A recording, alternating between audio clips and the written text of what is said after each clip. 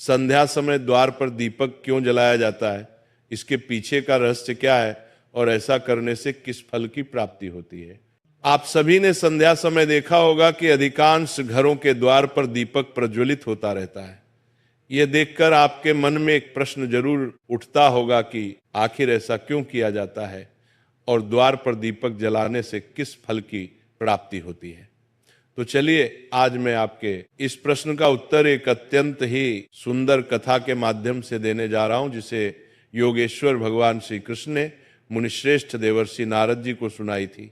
एक बार की बात है, द्वारिका नगरी में संध्या का समय था। सूर्यदेव अपनी लालिमा बिखेरते हुए पश्चिम दिशा में अस्तांचल की ओर बढ़ रहे थे। चारों ओर आकाश में सुनहरी आभा छाई हुई थी। समुद्र की लहरें मंद मंद गुनगुना रही थीं और समस्त द्वारका नगरी में एक दिव्य शांति व्याप्त थी। उसी समय देवर्षि नारद जी नारायण नारायण का नाम जपते हुए द्वारका नगरी में पधारे। जैसे ही वे भगवान श्री कृष्ण के राजप्रासाद के समीप पहुंचे, उन्होंने देखा भगवान श्री कृष्ण के द्वार पर एक दीपक प्रज्वलित हो रहा था। उसकी लौ स्थिर, उज्ज्वल और मोहक थी। ऐसा प्रतीत हो रहा था मानो वह दीप केवल तेल और बाती से नहीं बल्कि श्रद्धा और भक्ति की ज्योति से जल रहा हो। नारद जी ने जब उस दीपक को द्वार पर जलते हुए देखा तो उनके मन में इस रहस्य को जानने की जिज्ञासा जाग उठी और वे भगवान श्री कृष्ण के समक्ष हाथ जोड़कर बोले, हे द्वारकाधीश, हे योगेश्वर, ये दीपक जो संध्या के समय आपके द्वार पर प्रज्वलित हो रहा है, इसका क्या रहस्य है? ये परंपरा क्यों निभाई जाती है? और जो भक्ति संध्या के समय अपने द्वार पर दीप जलाता है उसे कौन सा पुण्य फल प्राप्त होता है? नारद जी द्वारा पूछने पर भगवान श्री कृष्ण मंद मुस्कान के साथ बोले, हे देवर्षि नारद, तुम्हारा ये प्रश्न अत्यंत उत्तम और लोक कल्याणकारी है। संध्या का दीप केवल प्रकाश नहीं है, ये अज्ञान के अंधकार को मिटाने वाली ब्रह्म ज्योति है। जो व्यक्ति श्रद्धा से संध्या दीप जलाता है वह न केवल अपने घर को आलोकित करता है बल्कि अपने कर्मों, विचारों और आत्मा को भी प्रकाशित करता है। हे मुनिश्रेष्ठ, इस संबंध में मैं तुम्हें एक पौराणिक कथा सुनाता हूं जो इस दीपक के दिव्य रहस्य को प्रकट करती है। हे देवर्षि, बहुत समय पहले की बात है जब अयोध्या नगरी स्वर्णमयी शोभा से आलोकित होती थी। उस पवित्र नगरी में धर्म, सत्य और मर्यादा का वास था। मार्गों पर वेद मंत्रों की मधुर गूंज सुनाई देती थी और हर आंगन से पूजा की ध्वनि वातावरण को पवित्र बनाती थी। उसी दिव्य भूमि में एक अत्यंत ज्ञानी, तपस्वी और धर्मशास्त्रों में निपुण ब्राह्मण रहता था जिसका नाम सुदर्शन था। सुदर्शन का जीवन ज्ञान का प्रकाश स्तंभ था। उसने वेद, उपनिषद, स्मृतियां, अरण्यक और ब्रह्म सूत्र का गहन अध्ययन किया था। धर्मशास्त्र के प्रत्येक सूक्ष्म नियम की उसे पूरी जानकारी थी। यज्ञ अनुष्ठान और वेद पाठ में उसकी निपुणता इतनी अद्भुत थी कि नगर के लोग उसे ब्राह्मण श्रेष्ठ कहकर संबोधित करते थे। परंतु हे देवर्षि, उसके पास ज्ञान तो था किंतु भक्ति का मधुर रस उसके जीवन में नहीं था। वह पूजा करता था पर केवल एक कर्तव्य के रूप में। उसके हृदय में श्रद्धा की वह आर्द्रता, प्रेम का वह भाव और समर्पण की वह गहराई नहीं थी जो किसी सच्चे भक्त के हृदय में होती है। उसके जीवन में यह कमी उसके ही घर में पूरी होती थी, क्योंकि उसकी पत्नी सुशीला एक अत्यंत पुण्यवती, सती और भक्तिमती नारी थी। सुशीला का जन्म ही मानो भक्ति के लिए हुआ था। उसका मन हर क्षण ईश्वर में रमा रहता था। उसके नेत्रों में सदा भक्ति की अश्रुधारा झिलमिलाती रहती थी और उसकी वाणी से हर समय भगवान विष्णु के नाम की मधुर गूंज निकलती थी। लेकिन उस सुशीला का जीवन एक अनुशासन की मूर्ति था। प्रतिदिन वह ब्रह्म मुहूर्त में, जब संपूर्ण संसार निद्रा में लीन रहता था, वह उठ जाती थी, ठंडे जल से स्नान करती, स्वच्छ वस्त्र धारण कर अपने घर के मंदिर में दीप जलाती और अत्यंत श्रद्धा से भगवान विष्णु की आराधना करती। उसका भक्ति भाव ऐसा था मानो स्वयं देवी लक्ष्मी उसके हृदय में वास करती हो। सुबह का समय हो या दोपहर का, सुशीला का मन सदा भगवान के नाम में लीन रहता था। जब संध्या होती और सूर्यदेव अस्ताचल की ओर गमन करने लगते, तब उसका भक्तिभाव और भी प्रबल हो जाता। वह पूरे घर को लीप पोत कर स्वच्छ करती और अपने आंगन को ऐसे सजाती जैसे कोई देवालय हो। फिर वह अपने मन को पूर्ण शुद्ध कर पवित्र भाव से द्वार के पास जाती और एक छोटा सा दीपक अपने हाथों से प्रज्वलित करती। उस दीपक का प्रकाश जैसे अंधकार को नहीं बल्कि अज्ञान को नष्ट करता था। जब वह दीप जलता तब सुशीला अपने दोनों हाथ जोड़कर भगवान से प्रार्थना करती और कहती, हे प्रभु, ये दीप केवल मेरे घर के लिए नहीं, ये आपके चरणों के लिए है। इसमें मैं अपनी श्रद्धा की ज्योति अर्पित करती हूँ। मित्रों, आगे भगवान श्री कृष्ण कहते हैं, हे देवर्षि, एक दिन संध्या का समय था। सुशीला अपने प्रतिदिन के नियम के अनुसार आंगन को लीप पोत कर द्वार पर बैठी थी। वह बड़ी भक्ति भाव से दीपक तैयार कर रही थी। उसने मिट्टी के छोटे से दिए में तिल का तेल डाला, रुई की बाती बनाई और अपने नेत्रों को बंद कर भगवान का स्मरण करते हुए दिया प्रज्वलित किया। उसी समय उसका पति सुदर्शन वहां आ गया और सुशीला का उपहास करते हुए बोला, हे वल्लभा, तुम ये दीप प्रतिदिन क्यों जलाती हो? इससे क्या लाभ होता है? ये तो व्यर्थ ही तेल की बर्बादी है। मित्रों, अपने पति के मुख से ये शब्द सुनकर सुशीला शांत हो गई। उसने कोई क्रोध नहीं किया, कोई कटुवचन नहीं कहा। वह धीरे से उठी और अपने पति के सम्मुख जाकर अत्यंत विनम्रता से बोली, हे स्वामी, ये दीप केवल तेल और बाती से नहीं जलता, ये मेरी श्रद्धा से जलता है। ये दीपक मेरे हृदय की भक्ति का प्रतीक है।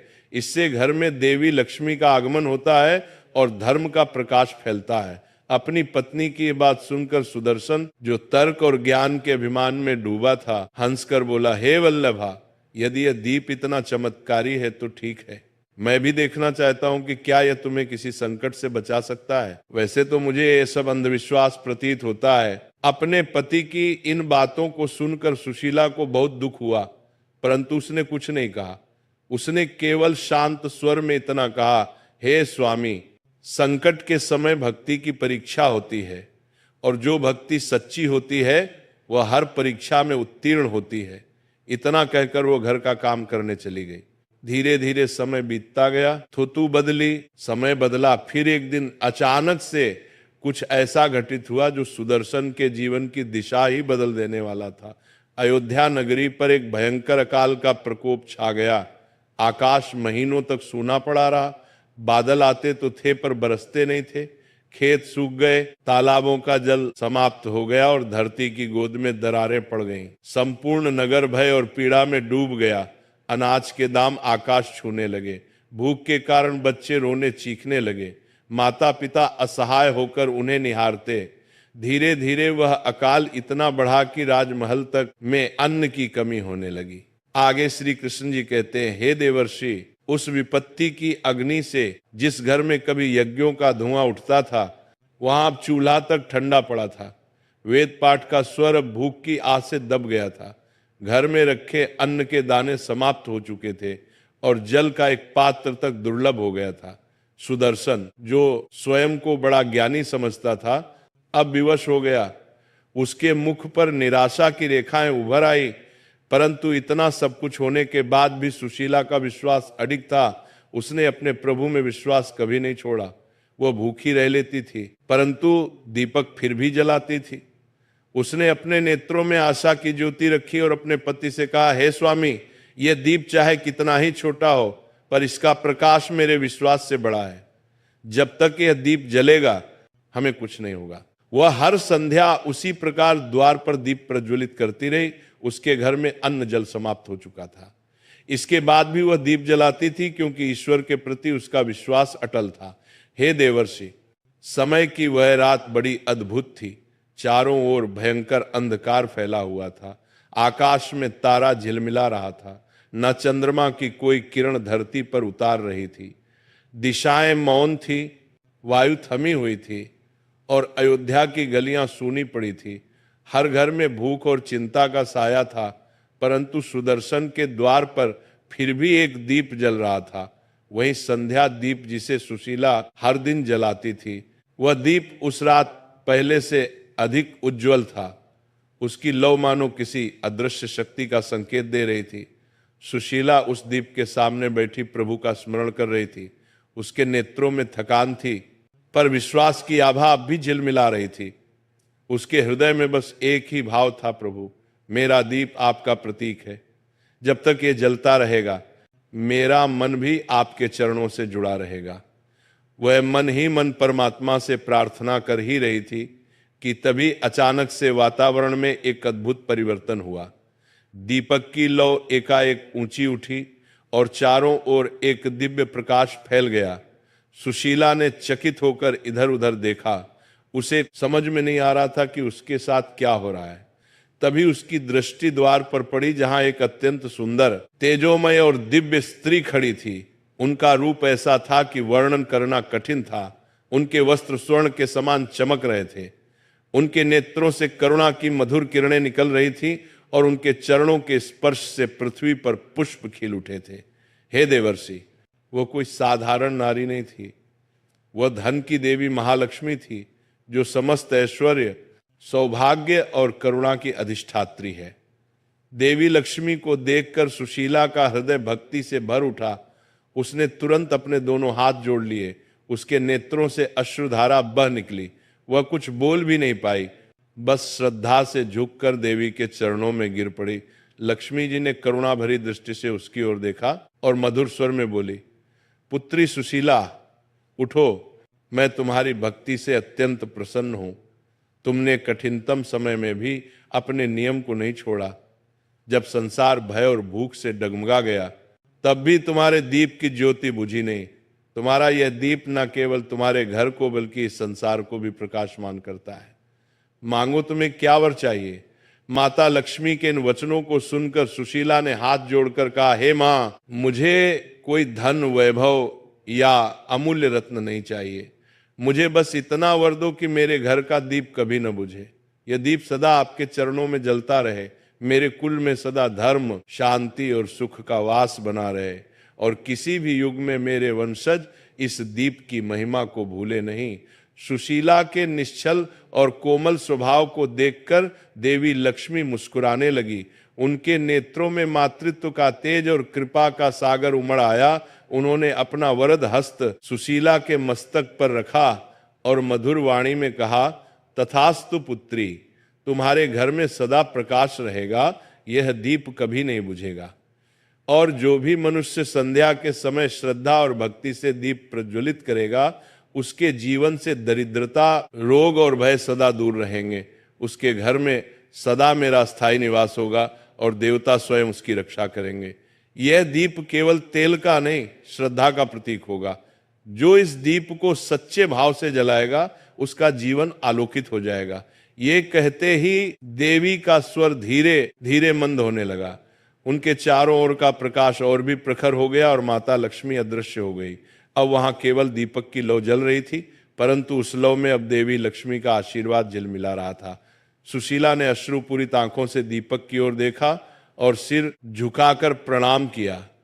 उसका हृदय शांति और आनंद से भर गया, क्योंकि उस क्षण उसे अनुभव हुआ कि भक्ति कभी व्यर्थ नहीं जाती और सच्ची श्रद्धा स्वयं ईश्वर को प्रकट कर देती है। आगे भगवान श्री कृष्ण नारद जी से कहते हैं, हे देवर्षि, वह संध्या तो सुशीला के लिए जैसे किसी चमत्कार की रात थी। अगले दिन भोर का अरुणोदय हुआ। सुदर्शन की निद्रा खुली और जब उसने नेत्र खोले तो जो दृश्य उसके सामने था, उसे देखकर वह स्तब्ध रह गया। जहां कल तक उसके घर की कोठारी सूनी थी, वहां अब अनाज से भरे बर्तन रखे थे। धान, गेहूं, चावल और फल सब्जियां सुव्यवस्थित रूप से रखी थी। घर के आंगन में मधुर सुगंध फैली हुई थी, मानो वसंत स्वयं वहां उतर आया हो। वातावरण में ऐसी शांति और दिव्यता थी कि हृदय स्वयं ही श्रद्धा से भर उठे। सुदर्शन ने विस्मय से इधर उधर देखा। उसे कुछ समझ में नहीं आ रहा था, आखिर ये सब हुआ कैसे। वह तुरंत अपनी पत्नी के पास गया और उससे पूछने लगा, हे वल्लभा, ये सब कैसे हुआ? कल तक तो हमारे घर में एक दाना तक नहीं था और आज यहाँ इतना अन्न, इतनी समृद्धि, ये कैसे संभव हुआ? सुशीला के चेहरे पर शांत मुस्कान थी। उसने सहज स्वर में उत्तर दिया, स्वामी, ये किसी मनुष्य का कार्य नहीं, ये उस दीपक की कृपा है जिसे आप व्यर्थ समझते थे। वही दीप जो हर संध्या प्रभु के चरणों में अर्पित होता था, उसी की कृपा से माँ लक्ष्मी स्वयं कल रात यहाँ पधारी थी और उन्होंने आशीर्वाद दिया कि इस घर का दीप कभी न बुझे, और उनके इस आशीर्वाद के कारण ये सब चमत्कार हुआ है। ये सुनते ही सुदर्शन के नेत्र नम हो गए। उसके भीतर पश्चाताप की अग्नि और भक्ति की लहर एक साथ उठी। वह भाव विह्वल होकर बोला, सच कहा तुमने सुशीला, मैं ज्ञान के अभिमान में अंधकार में जी रहा था और आज इस छोटे से दीपक ने मुझे प्रकाश का सच्चा अर्थ सिखाया। मैंने शास्त्रों में बहुत कुछ पढ़ा, पर आज तुम्हारी भक्ति ने मुझे साक्षात धर्म का स्वरूप दिखा दिया। वे पत्नी के चरणों में झुक गया और प्रणाम करते हुए बोला, आज से मैं भी तुम्हारे साथ संध्या दीप जलाऊंगा। यह दीप अब केवल तुम्हारे ही नहीं बल्कि हम दोनों के जीवन का दीप बनेगा। उस दिन से सुदर्शन और सुशीला दोनों ने संध्या के समय द्वार पर दीप प्रज्वलित करने का नियम बना लिया। दिन बीतते गए और उनके जीवन में सुख, शांति और समृद्धि का प्रवाह लौट आया। उनका घर जहां कभी दुख की छाया थी, अब वहां भक्ति का प्रकाश फैल गया। धीरे धीरे ये चमत्कार नगर में फैल गया। पड़ोसी उससे पूछते, आखिर ये सब कैसे हुआ? तो सुशीला मुस्कुरा कर कहती, संध्या का दीप केवल घर नहीं, हृदय को भी आलोकित करता है। उसकी बातें सुनकर लोग प्रेरित होने लगे और देखते ही देखते अयोध्या की प्रत्येक गृहिणी ने यह संकल्प लिया कि वह भी प्रतिदिन संध्या के समय दीप प्रज्वलित करेगी। फिर एक दिन ऐसा आया कि समस्त अयोध्या में प्रत्येक घर के द्वार पर दीपक जलने लगे और उन्हें देखकर ऐसा प्रतीत हो रहा था मानो धरती पर असंख्य तारे उतर आए हों। हर द्वार पर प्रकाश था, हर हृदय में भक्ति। आकाश से देवता भी उस दृश्य को देखकर प्रसन्न हुए और लक्ष्मी जी ने स्वयं विष्णु लोक से मुस्कुराकर कहा, हे त्रिलोकनाथ, देखो एक सुशीला की भक्ति ने पूरे नगर को आलोकित कर दिया। आगे भगवान श्री कृष्ण कहते हैं, हे देवर्षि, तभी से यह परंपरा चली आ रही है कि जब संध्या का समय होता है और सूर्यदेव अस्ताचल की ओर बढ़ते हैं तो हर घर के द्वार पर एक छोटा सा दीप प्रज्वलित किया जाता है। वह दीप केवल प्रकाश का नहीं, श्रद्धा, समर्पण और भक्ति का प्रतीक होता है। हे ब्रह्मानंदन, यह दीप केवल आलोक नहीं देता, यह धर्म का दीप है। जब मनुष्य संध्या बेला में श्रद्धा से दीप जलाता है तो वह अपने भीतर के अंधकार, लोभ, क्रोध और मोह को मिटा देता है। यह दीप स्मरण करता है कि अंधकार चाहे कितना भी गहरा हो, एक छोटी सी ज्योति भी उसे पराजित कर सकती है। जिस घर में दीप जलता है वहां देवी लक्ष्मी का निवास होता है, वहां दरिद्रता, रोग और भय प्रवेश नहीं कर सकती। जो दीपक श्रद्धा से द्वार पर जलाया जाता है वह सभी पापों का नाश करता है और नकारात्मक शक्ति घर में प्रवेश नहीं करती है। घर में सुख, शांति बनी रहती है। कृष्णा जी के श्रीमुख से इस कथा को सुनकर देवर्षि नारद जी ने भाव विभोर होकर कहा, हे प्रभु, आपके श्रीमुख से ये कथा सुनकर मैं धन्य हो गया। प्रभु, ये दीप तो केवल प्रकाश नहीं, ये भक्ति का स्वरूप है। अब समझ आया कि संध्या दीप का इतना महत्व क्यों है। भगवान श्री कृष्ण ने मुस्कुराकर कहा, हे देवर्षि, दीपक केवल तेल और बाती से नहीं जलता, वह तो भक्त के हृदय की श्रद्धा से जलता है। जो दीप प्रेम से जलाया जाता है वही मनुष्य के लिए स्वर्ग का द्वार खोलता है। फिर देवर्षि नारद जी दूसरा प्रश्न पूछते हुए कहते हैं, हे प्रभु, क्या इस दीपक को जलाने के लिए कोई नियम भी है? और इसके साथ ही मैं ये जानना चाहता हूं कि किन स्त्रियों को इस दीपक को नहीं जलाना चाहिए? नारद जी के इस प्रश्न को सुनकर भगवान श्री कृष्ण एक रहस्यमय मुस्कान के साथ बोले, हे देवर्षि, प्रत्येक दीपक को प्रज्वलित करने के उसके नियम होते हैं। उसी प्रकार इस दीपक का भी नियम है। पहला नियम यह है कि जब ग्रहण का समय हो उस समय दिया नहीं जलाना चाहिए, और दूसरा, जब तेज आंधी या तूफान चल रहा हो तो नहीं जलाना चाहिए, क्योंकि ये अपशकुन माना जाता है।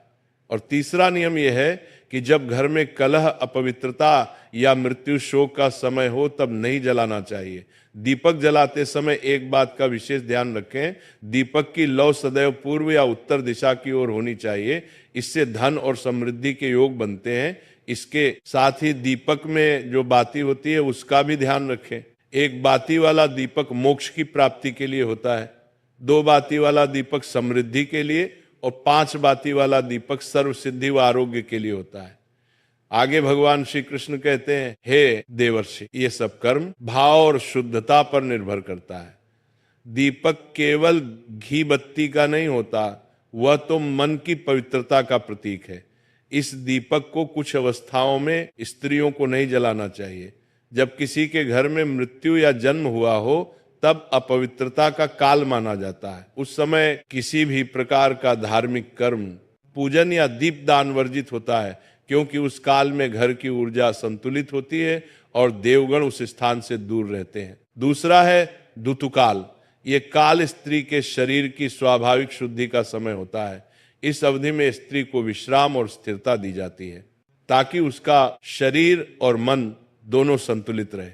इसलिए धर्म में कहा गया है कि इस अवस्था में पूजा, व्रत या दीपदान नहीं करना चाहिए। जब शरीर की ऊर्जा पुनः शुद्ध हो जाती है तब वह पुनः इन कार्यों में सम्मिलित हो सकती है। तीसरा है क्रोध, अशांति या शोक की अवस्था।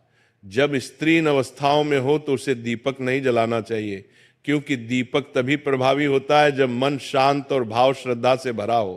क्रोधित या दुखी मन से जलाया गया दीपक प्रकाश तो देता है पर आशीर्वाद नहीं लाता। आगे श्री कृष्ण जी कहते हैं, हे देवर्षि, इस प्रकार से आज का यह प्रसंग समाप्त हुआ। आशा करते हैं आपको आपके प्रश्नों के उत्तर मिल गए होंगे। तभी नारद जी कहते हैं, हे प्रभु, आपके द्वारा ये ज्ञान प्राप्त करके मैं धन्य हो गया। मैं इस ज्ञान का समस्त लोकों में प्रचार प्रसार करूंगा और द्वार पर दीपक जलाने का महत्व बतलाऊंगा।